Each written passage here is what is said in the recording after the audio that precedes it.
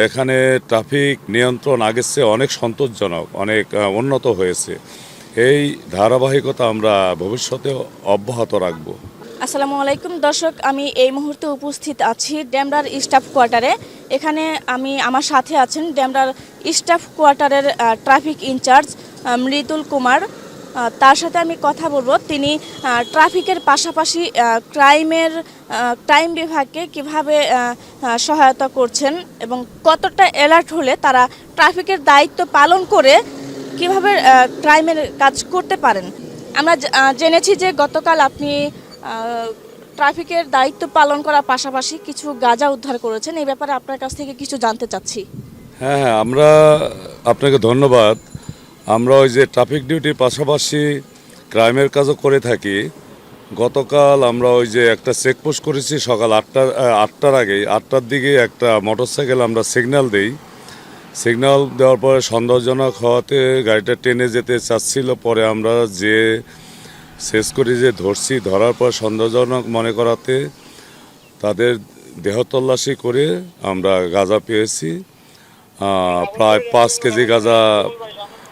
KG গাঁজা উদ্ধার করেছি। করে আমরা সাথে সাথে যথাযথ ব্যবস্থা নিয়েছি, থানায় সোপর্দ করেছি। তাদের বিরুদ্ধে মাদক আইনে মামলা হয়েছে। আর আজকে সকালে একজন পরীক্ষার্থী, মেয়ে পরীক্ষার্থী ডেমরা স্টাফ কোয়ার্টার এলাকায় এসে মানে কান্না ভাব। উনি এইচএসসি পরীক্ষা, ওনার কেন্দ্র হচ্ছে বাড্ডা এলাকায়। ওই গণপরিবহন আজকে স্বল্পতা ছিল, বাসের ধর্মঘট ছিল, যার জন্য আমরা আমাদের quick response team 1 sergeant Zakirul, ওনার মাধ্যমে ওই পরীক্ষার্থীকে আমরা তার কেন্দ্রে যথাসময়ে পৌঁছে দিয়েছি। আমরা ওই ট্রাফিকে ডিউটির সাথে সাথে আমরা এই সমস্ত কাজ করে থাকি। ধন্যবাদ। আপনি আসার পরে এই ডেমরার স্টাফ কোয়ার্টারের পরিস্থিতি বা পরিবেশটা কেমন হয়েছে বা আগে কেমন ছিল, আমি আপনার কাছ থেকে কিছু জানতে চাই। আমি এখানে আসার আগে একটু ট্রাফিক যানজট ছিল। আমি আসার পরে কিছু পদক্ষেপ নিয়েছি। দেখা যায় কিছু গাড়ি আমরা ওই যে স্টাফ কোয়ার্টারের দিক দিয়ে উল্টা যেতে চায়, ওই গাড়িগুলো উল্টা যাওয়া বন্ধ করেছি, ওগুলোর বিরুদ্ধে আইনগত ব্যবস্থা নিচ্ছি।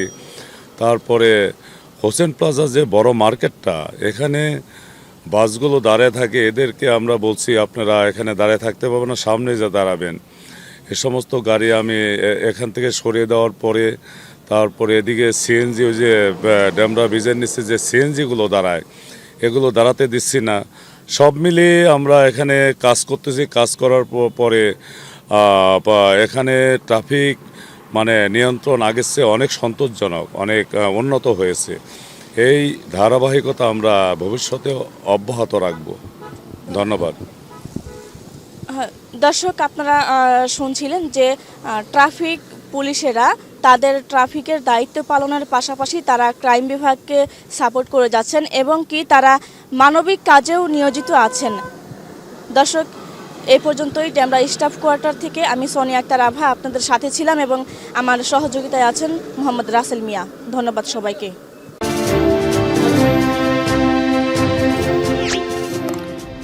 সাবস্ক্রাইব করুন এবং বেল বাটনে ক্লিক করুন।